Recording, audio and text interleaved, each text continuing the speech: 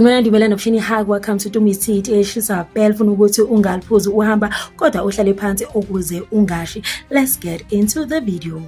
The fact that had me on my knees is when uMaNgwabe said Macele doesn't look happy ukuthi sikhona. And that's the truth, because Macele was rolling her eyes, feeling sleepy, thinking nje yazini it was giving nje kahle kahle mina ngazi ukuthi ngifunani kule ndlu yami. That's what it was giving on Thursday night. Baqeda ubatshela uMseleku ngendlu yakhe ukuthi le ndlu yakaMacele. Watshela abafazi bakhe ukuthi yazini, from now on my kids are free to come and visit indlu yakaMacele, because at the end of the day ithengiwe yimi. One thing about a man that does things for you, whereas when you are not independent, the fact that he can control you anyhow, in as much as Macele is probably happy with nginendlu, but the fact that uMseleku has to control ukuthi ungena bani ngasiphi isikhathi, because uMacele wabantu akanayo a say, because probably she did not contribute anything towards that house. It's such a sad reality, hence why we see uMakhumalo making sure ukuthi yazini mangithi ngiqala ngiphumele ngomuzi ebusuku ngiyakwazi ukumqosha, because dala ngiphila lempilo ukuthi ngisaba ukukhuluma. So now that I have a voice, I can say what I want to say. I can kick him out anytime I feel like kicking him out. And upon hearing that statement, Mayeni was like, no Mseleku, that is not right. You must always remember, always say, labafazi, they have their, as your wives, we have our own lives. We are forcing us to coexist, us to be friends.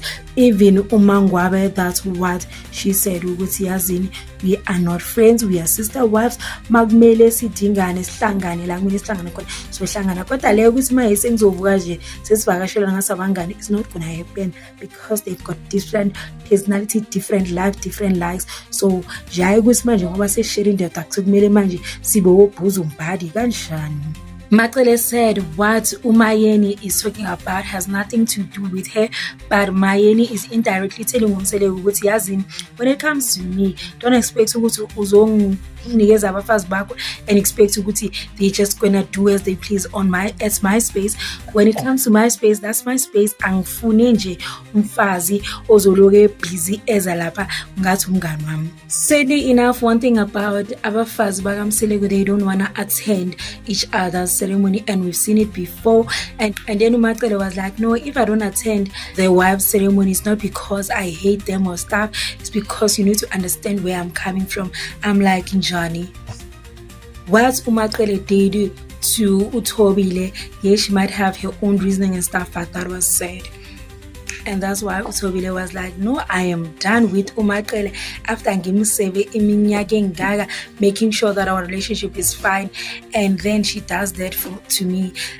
I wonder uSamke uzothini when the day comes for uMacele ukuthi amjikele, because one thing about uMacele, she will come to that point abuze uThobile. Mayeni spoke about the fact that one thing about uMacele, she cannot pretend, and that's true, because from her facial expression is giving angifuni niyangibora niyangiyanyisa ningiphathisa nobuthongo, it's giving broadcast sana. So nje it was so easy for them to see ukuthi yazini, and if they knew ukuthi indlu yakhe, they wouldn't have come. Why would you come to someone's house? One thing I like is the fact that uMseleku told them ukuthi how can you be a family but not support each other? I mean, make it make sense, in as much as yes, but the fact ukuthi umfazi omunye makayenze umsebenzi, the other ones cannot be there, which means it might be hard for them to be there, because why would you want your kids to go to a place where you don't want to go?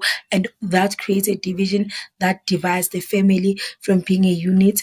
Ngoba labantwana laba, they deserve ukuthi bakhule bonke ba-athelelane, bazi ukuthi you know what, igazi eliyi-one, ungabi nabanye badonsa ngale nabanye badonsa ngale. So what the wives are basically doing is just to divide the family and to create so much confusion and stuff that's unnecessary, that could be prevented by just supporting each other. It's not like Uzofa, just going to someone's party just to show your presence, and that's it, and then you leave. I mean, it's that simple. But tell you told the wives of say, is there anybody ofuna ukubona indlu yakaMacele? And the wives were like, they just kept quiet. They just kept quiet, and it's a sign of, you know, as from we went. I mean, what do you expect? Mina I just knew ukuthi vele angeke bafuna ukuyibona. I mean, bebezohambisa ubani cause uMacele was the one that had to do the house tour. Uyomqalaphi umuntu ebhorekile ukuthi ngicela ungibonise indlu yakho. Oh, nami vele I would be like, bazoyibona ku-TV befuna ukuyibona. Bazobona kuma-video, abantwana bazoshuda muthi xa uthi uyabona ukuthi, oh, ikamera lakhona linje and stuff. They don't need. Angithi uyezwa u-season 10. Angithi uyezwa u-season 10 probably. So bayabona ku-season 10 i-interior yakhona ukuthi what going on. Plus on that episode they were able to ukuthi bebonise a few parts here and there. So nje akho need. And then Msele kumeke hamba, as always, he's full of jokes. He's like, "Cela ngincediseni ukufuna ubaba kaMntwana kaSne." I mean, come on. Was that a joke? One thing about Msele uzokuhlaza.